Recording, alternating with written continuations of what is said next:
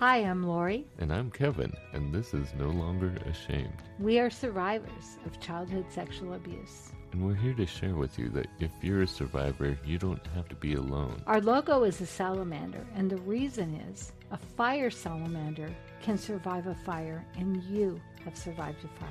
We want to help you with your journey to healing and hope.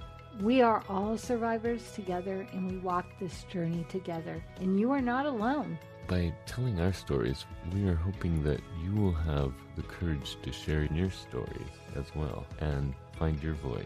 Because stories are so important, and for so long I know that I wouldn't tell my story, but when I finally shared my story, that's when I got my freedom. And this is our journey and your journey to healing and hope. So come with us. I was thinking about how for me, talking about being a survivor always had this, I don't know how to put taint to it, because I always felt like people thought my life story was tragic because of it. And I always struggled with that, feeling like, oh, I'm just living a tragedy and people pity me. And I always hated that feeling, and I hated sharing my story because of it. But recently, actually just last week, we were visiting friends, and they really wanted to talk about the podcast. They were really excited about it. They'd heard about it before, and they'd actually listened to some of it. And they aren't survivors or haven't been through any of this, but they were very excited for me for doing this. And there was none of that feeling of having lived a tragic life and having had this feeling of people pitying me when we were talking about it. And I was just trying to figure out what it was that was different now and why it didn't affect me in that way. And I think partly because I know why I'm doing this podcast, and I'm actually really proud of it. And I think it's a really good thing. And after talking to Mike and Luke and visiting some of the people that we've had on, and I feel like this has really become an important thing. And it really matters. And so I don't feel that sense of pity when I talk about it. I feel pride in what I'm doing. And so I know that used to be a really difficult thing, was feeling like I'm living a tragedy, or my life was tragic. And that kept me from wanting to talk about, because I didn't like having that taint, the feeling that there was something wrong with my life. So I'm really curious if you said, do you think something in you shifted, that like you thought people always thought this, but maybe they don't really? Or was it just that you thought that? I think what shifted is the fact that my friends were very excited about what I was doing. And so I felt the sense of pride in what I was doing, rather than this sense of shame for what had happened and what I had been through. I now felt this sense of pride that I was doing something about it. And so that was what felt different, because up until doing the podcast, and even when we started doing the podcast, it was difficult to talk about, because I always felt kind of like there was this sense of tragic. My life was tragic. And now I don't feel that. So that's really interesting. And I think, isn't it interesting how we always say our mind can change our brain? And when you recognized the good that you're doing, and I've been listening to a podcast this week of a woman who was sex trafficked by her own family. And as much as she hates telling her story and sharing these things, she knows that other victims have tried to tell and have been re-victimized. And so her whole mission is, we have got to educate the public on how to receive these kids when they need help and support, rather than throwing them back to the wolves. And so that's how she knows that by doing this, as hard as it is going to make a difference for maybe one child. Yeah. And I think that over the years we've been doing this, we have seen it. This was like back in the 70s, but when I worked in radio, late 70s, early 80s, they said for every one letter you got, you could guarantee 100 people felt the same but didn't write. And so I think of the people that we've met that have listened and said, oh my goodness, I'm ready to tell my story, maybe there's hundreds that have actually taken to heart, and It's that actually, this is making a difference. Our yeah, struggle is yeah. was not in vain. Our struggle, our abuse was not in vain. Yeah, and I think that's what changed for me was recognizing that it is making a difference because when we talk to Luke and Mike and how much they're doing and Yeah. how much it's changed their lives, Hmm. I felt like it was worth it. I mean, even if it was just Mike and Luke, even though I know it wasn't, but even if Hmm. it was just Mike and Luke, that was worth it. And that makes it still worth it to keep doing it because if it can just change one more person, then it's worth it because I know what it's like to be struggling, to be in the depths of despair because either you can't share or you've shared but now you're struggling with depression and all the fallout and all the things that happen when you do share. There's often blowback and fallout and things just happen that make it even harder. Well, and the last thing we want when we tell our story, in my estimation, I should say the last thing I want, is a bunch of sympathy. I want to be able to tell my story if it helps someone, but I don't want people going, oh, you poor thing. Like, that's Exactly. not what I need or what I'm looking for. That's so far in the past, that doesn't even Hmm. connect with me. And so I hear what you're saying because often we think if we do share, we don't want that look. Like, I Hmm. remember when my husband finally came out of the closet and we were in a small town and I had little kids. I'd have to go in the store. I just want to go in there, get my milk, and get out. And I'm walking through the store and people are giving me the look. Yeah. Oh, you poor thing. And Oh, I think people who struggle with, who have lost someone, same thing. yeah. People don't know what to say or do. And I think that might be a fear of maybe why people also don't want to tell their story is they don't want people just pitying them and feeling sorry for them because that's not the purpose of telling our story. The purpose is to get it out of our head and out. And to, yeah, address your issues and also to bring recognition to the Yeah. scope of it, to Yeah. That it happens. that it It, happens and it doesn't discriminate. It happens to men, women, mostly kids, yeah. but it doesn't, it's not necessarily just because you're poor. I mean, wealthy families, it doesn't discriminate, and that's Mm-mm. why it's important. But yeah, the big issue I had often was that feeling of pity, that feeling of, oh, you poor thing. Oh, Yeah. you've been through so much. Oh, that must be just awful. And Mm-hmm. I that did not help. It made it Yeah. harder to share. It made it harder to talk about. It made it worse in a lot of Mm-hmm. ways. And now I don't feel that. And I think it's because I have pride in what I've done and what we're still doing. And I'm Mm-hmm. proud of the people that are supporting us, that are Charnel's helping, all the guests we've had that are doing more and trying to. I feel like we've actually had an effect that's Mm-hmm. improving things. So would you say you feel empowered? Yeah. And I also don't feel affected or as affected by what happened. And I don't feel as hesitant to share what I'm doing. Mm. It's been a process for you. Yeah. But I think it's important to recognize that journey because what's true for you will be true for other people. And I think sometimes it might be easy to go, okay, I'm going to tell my story and everything's going to be fine. Like we tell our story, then we might need counseling, we might need support, and we might be cruising along doing really good and something big happens that triggers us. Like Yeah. losing my brother-in-law really triggered me, and what I recognized was he was our witness. He Hmm. was my sister's childhood sweetheart, and he saw that we lived in a basement with no walls and no doors. So he was our witness. And it Yeah. didn't occur to me because I always knew that and I appreciated about him that there would never be any question Yeah. of whether I was telling the truth. And then I realized that one person that knew was now It gone. is gone.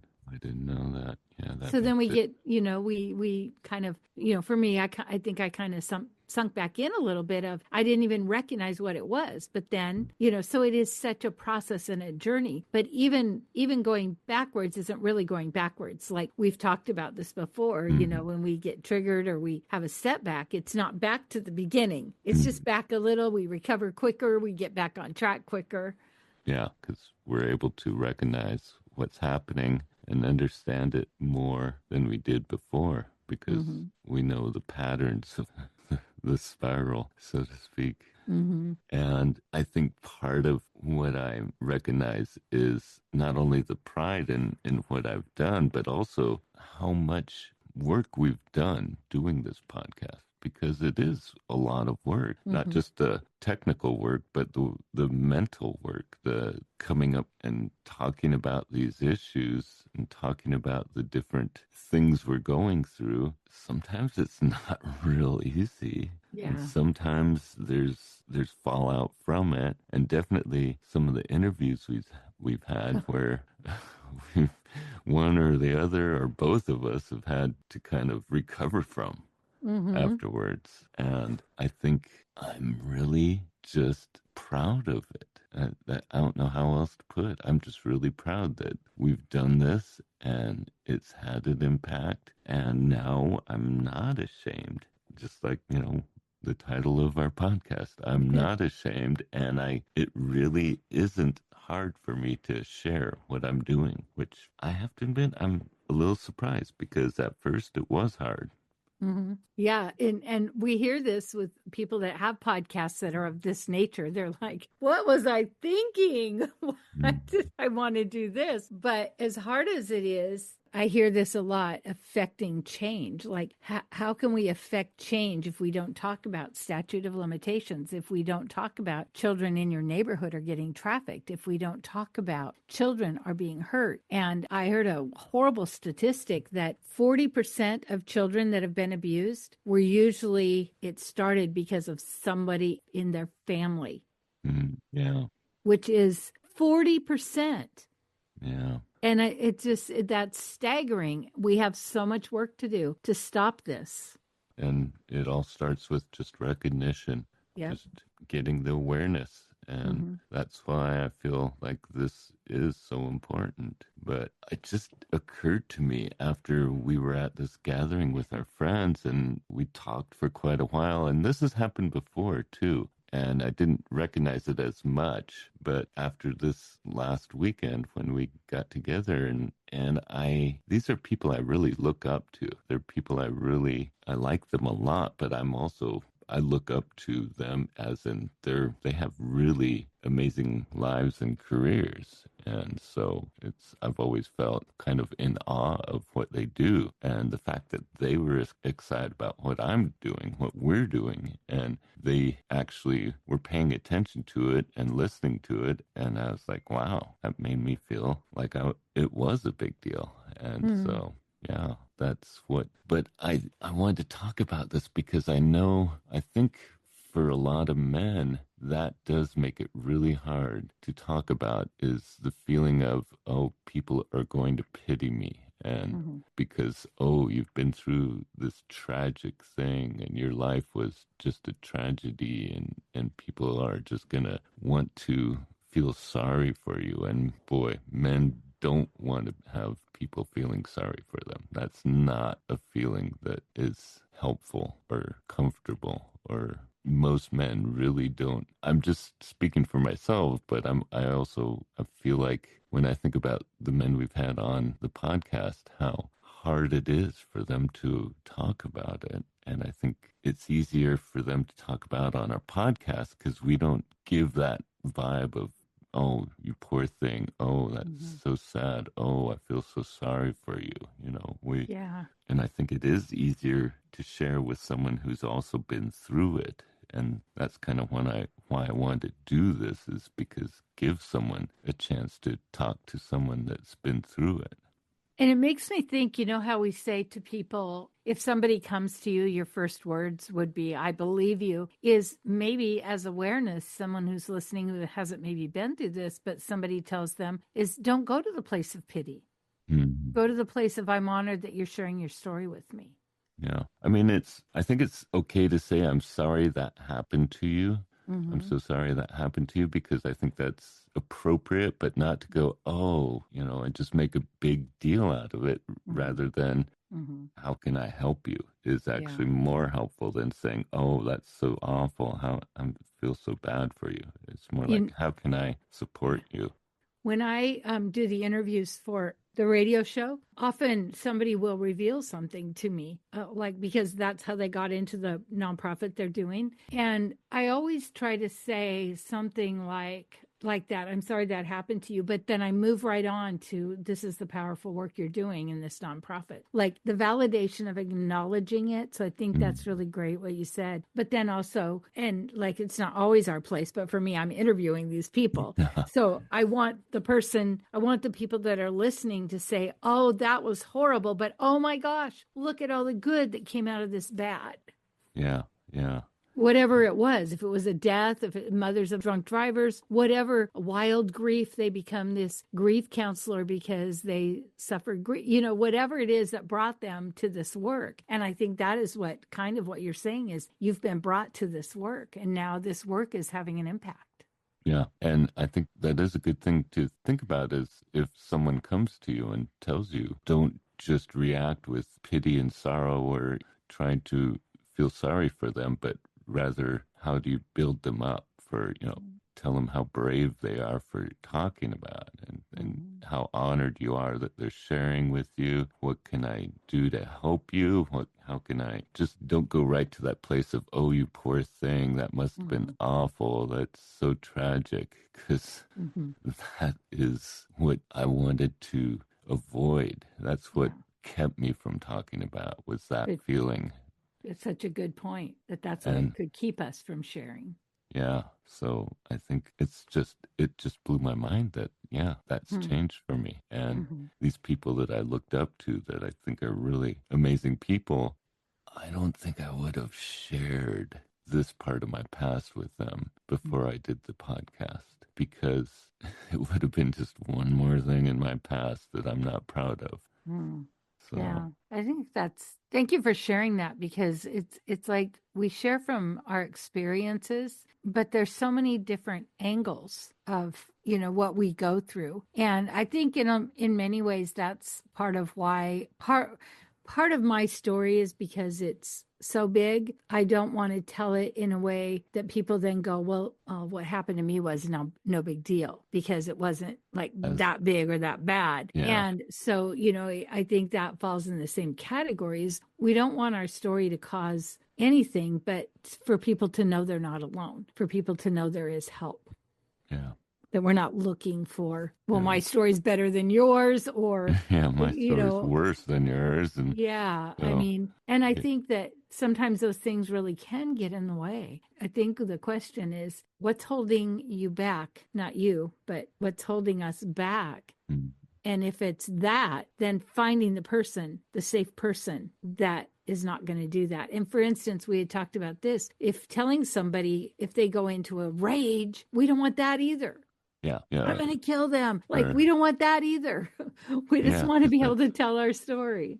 and I think for any survivors listening, if they have had a hard time to share their story because of this feeling, remember that you've been through the worst, you've gotten through it, and you should be proud about where you are, that you've survived, that you Mm-hmm. made it through. You have a lot to be proud of.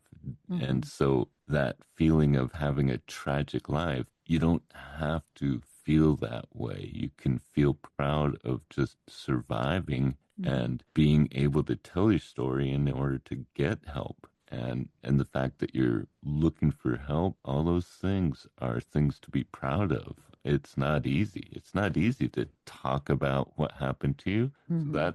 that takes a lot of courage, and it's not easy to seek help. That takes a lot of courage. So all these things you should feel proud about. You should feel good about yourself if you're going out there and telling your story to someone and getting Mm-hmm. the help that you deserve and working on, because this work isn't easy. Mm-hmm. That's another thing you should be proud about if you are going through the work, because it isn't easy. It's hard, but it's worth it. And I think my main point of sharing this is it does get better.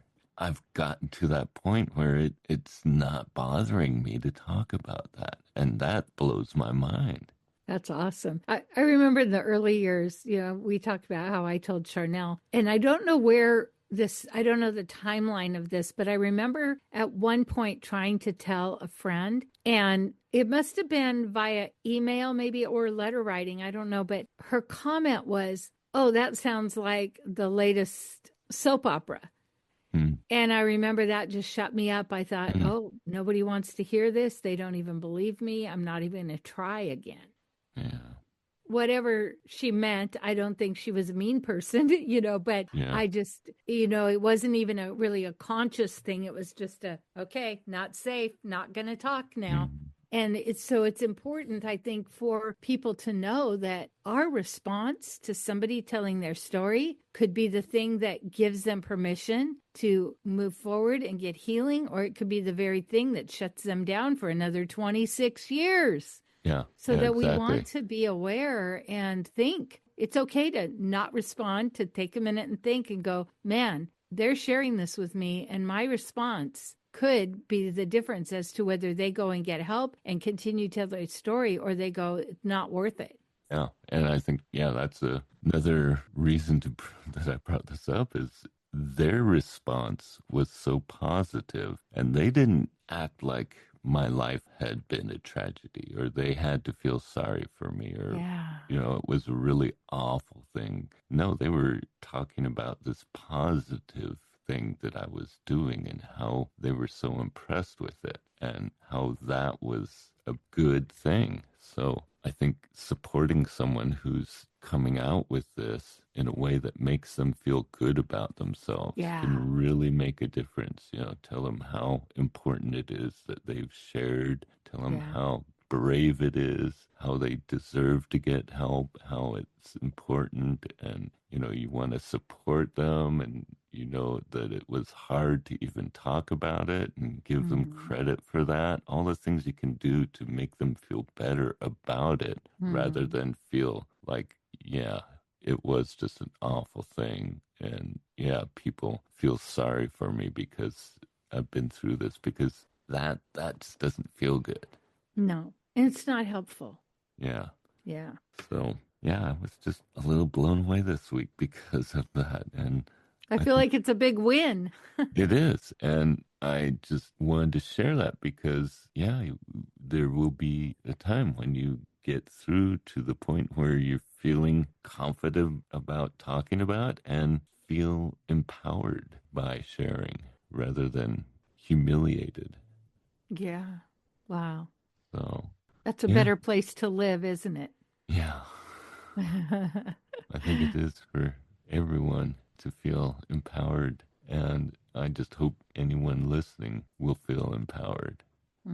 Yeah. It's a reframe. Mm-hmm. It's looking at it from a different angle. And sometimes we need people to help us do that. So I wanted to share something is I'm starting a new job and I have loved my job so much and I've done so much to try to bring awareness in every way I can.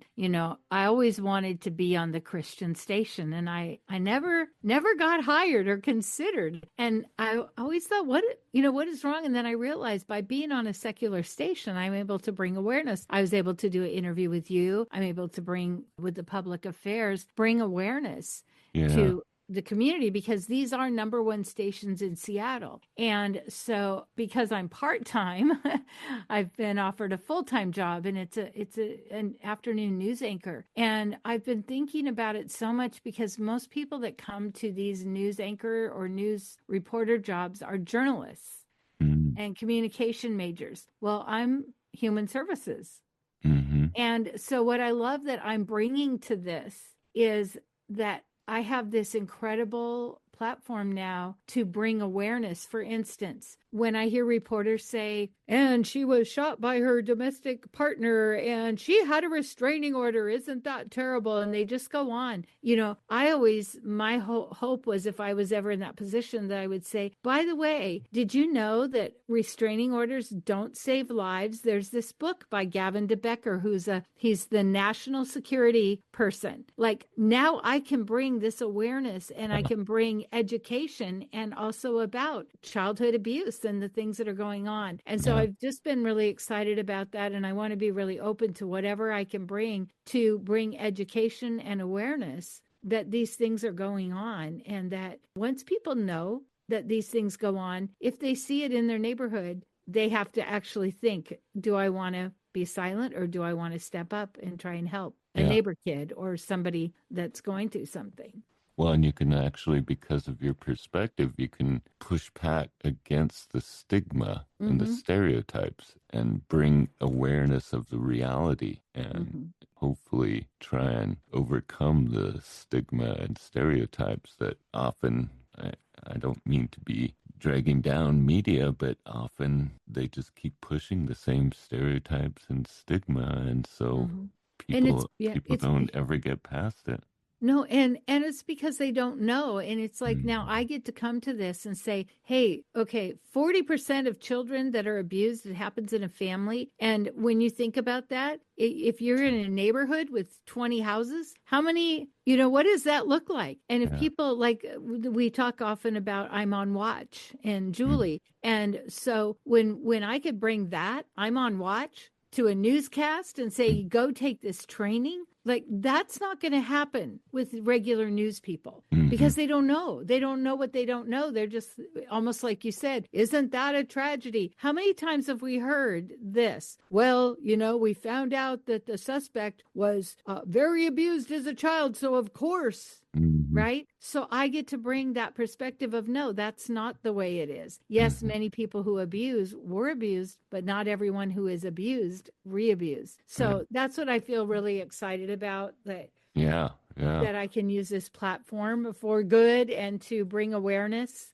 and maybe spread the word even more, that we have to pay attention, be aware, and you're not alone. Be on watch. Yeah, because it is so important. And people won't find out because they're not curious enough about it. They'll just believe whatever they hear on the news or in Facebook or wherever they get their information. So for instance, when I was trying out for the job, I read a story about these stabbings, 11 stabbings. Oh, yeah. And here I'm reading this story. Well, guess what? My son lives at that exact address where that happened. But this is what I knew, but because I was auditioning, I couldn't bring. So what happened is the helicopters were actually out looking, and they were announcing in this neighborhood from the helicopter. They said, go into your homes because we're going to let the canine units loose. Wow. Now, does that stir anything for you when you hear me say that? Like what? Like, this is a highly homeless area. Where are these homeless people supposed to go? Not everyone has a home in that area. And so when they're saying they're going to let the canines loose, it's basically where can you go if you don't have a place to go? But see, regular people don't even know that. They don't even think about that. And here I'm hearing from my son and the people that were there, they're like, they go into their building, but their friends are in a tent or under just a tarp. And actually the canine were on leashes, so it turned out okay. But it's those little things that, that those are the things that I think I can bring, because I know about homelessness. I know about recovery. I know about abuse. I know about domestic violence. Yeah. So. Yeah. And that's the perspectives that we need more of. It's so important, but so many people are so unaware. And they're fine being unaware. They don't have curiosity about it because they think they know. They have that mental map of they think they know about homeless people. They think they know about drug addicts. They think they know about survivors. Of course, they're going to be perpetrators. All the things they think they know because of their mental map. So they're not curious because they don't want to know any more about it because those are the other people. Right. And I guess there's a Netflix movie out about, so Anne Frank, the Diary of Anne Frank. Mm-hmm. So her dad was a businessman and he had hired this woman. And when all this stuff went down, he asked her, she was not Jewish, if she would help hide them. And so this woman was working for him and she basically kept his business going, kept the money coming in, but she had said yes. And in the documentary about her, there were so many times when it got really tough. But she said, when we know that something is wrong, then there's nothing else we can do but the right thing and help the people who can't help themselves. And Yeah. I really want to watch it because I think it just really brings that whole thing. Like you said, a lot of people are just comfortable not knowing that in their very neighborhood, a child might be being trafficked. In their very neighborhood, this woman who, the podcast I've been watching this week, she had looked like the perfect family. I mean, they went to school, all these things, the family looked so perfect. And yet behind the scenes, all these horrible things were happening. And Yeah. she said, I can't help but wonder if some people knew something wasn't right, but they didn't have the courage or. More than likely, they didn't know what to do. For so many people, they see something that looks off, they see something that doesn't seem right, but they don't know what to do about it. They don't know who to talk to. They don't know how to address it, and they're afraid they'll do it wrong. Yeah. And that's why these trainings like I Am on Watch are so good because let's get people trained. Yeah. Let's help people so that they know what to do. And they did say that about the Netflix is she didn't know what to do most of the time, but she just did the next best thing. And here she protected this family for years, Yeah. And once it was over, the only one that survived was the dad, her boss, and her husband looked after him the rest of his life because he had no family left. And it just goes to show we can choose to stay ignorant, or when we see something, we may not know what to do, but let's figure it out. There's a crisis hotline. There's the sex trafficking hotline. We can call a number. Yeah. Going to the family isn't the best answer. Call CPS, call the police, ask what you can do. And even like we know, with even sometimes the authorities don't know what to do. Yeah. But we can at least do our part to try to help in whatever way we can. Bring some awareness, bring someone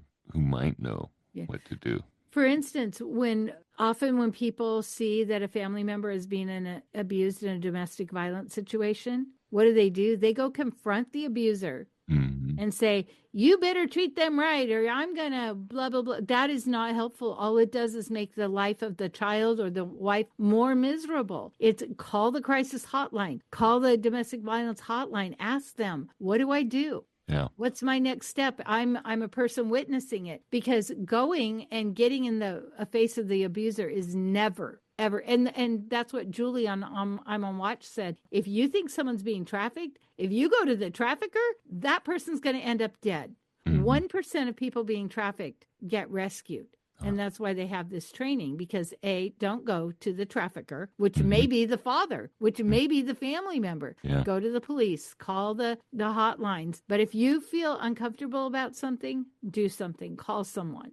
Yeah, I think that might be why so many people are so comfortable being ignorant is they don't have to be responsible for it. They don't have to do anything. If they see something wrong, they could just pretend like it's not a big deal or it's not their problem. And it's easy to go, what if I'm overreacting? What if I'm wrong? And I remember Julie saying, these hotlines, they'd rather have you be 100% wrong and call than be right and not call. Yeah, yeah. I don't know how I got off on that, but no, I think it has a lot to do with this, because I feel like part of what changed for me was being aware that I'm actually doing something rather than for so many years addressed my issues, gone to therapy, felt better about myself, and was just happy to be just better, having healing in my life and having got to the place where I wasn't struggling as much, and I was fine with that. And now I realize that's not enough. I want to make a change happen. I want to address this issue not just my problems, not just my issues, but the issue that this is happening to so many children. Yeah. So that's what's important now. Right. And that we can do something yeah, and to help. we're trying to do something, and it is having an effect, and that matters. Yeah. So I know that we always end in prayer, and I just wanted to put up our friend Dan, who we've interviewed twice. Had a heart attack last night. His daughter said he's probably having surgery, probably right now. And so I'd just like to lift up our friend Dan and pray for him before we go. Yeah, his story is so impactful, and I'm just so proud of him too. So. And when he finally, said what the real story was, like he talked about recovery, but when he talked about the real story and why he went to prison, that's when his life turned upside down, because when he started sharing, all these people were like, me too, me too. Like that's when he really began to have even more of an impact. Yeah, he felt empowered by that, and that changed everything. So that's it for today. We are going to have a prayer time if you want to stick with us. If not, we believe in you. We want to hear from you. We want to hear your stories. If you like this podcast, please rate and review, because that's how other people can find us. And we really want to spread this message. Father, I just thank you for all your blessings. And I pray that everyone listening would feel your blessing in their lives, and they would feel empowered by the courage you have given them, and the strength you have given them, and the purpose you have given them, Lord. And I just pray that they would feel not that their life was tragic, not that it was an awful thing, but that they can turn it into something good. And with your guidance, with your spirit in them, that they can do good with what happened to them. And I just pray that they would find that help that would help them to heal from this, and the help to give them the courage to reach out to others, to help the next person to heal and have hope in their lives. In your name I pray. Father, we hear about the hero's journey all the time. We pray for our survivors, that they will be able to walk through and get the hope and the help and the healing. But Lord, for those of us that aren't survivors, that we might keep our eyes open and be aware and know that we have a responsibility to hear the stories, to help the people, and that you might just put on our hearts what we can do, how we can help, and where we could even volunteer. Because as Kevin said, when we go from being a tragedy to being empowered, that our life matters even so much more. And what it takes is for us survivors to be able to talk to people that maybe aren't survivors, that can hear our story, that can help us make connections and be able to start the nonprofits, to be able to do the work that we want to do. So I pray for awareness, and I pray that we will have open hearts and open minds. We pray for our friend Dan, Lord, that you will heal him, and he has a family that's very dependent on him. I pray that you'll just give him a good, safe, quick recovery in your son's holy name. Amen. Amen.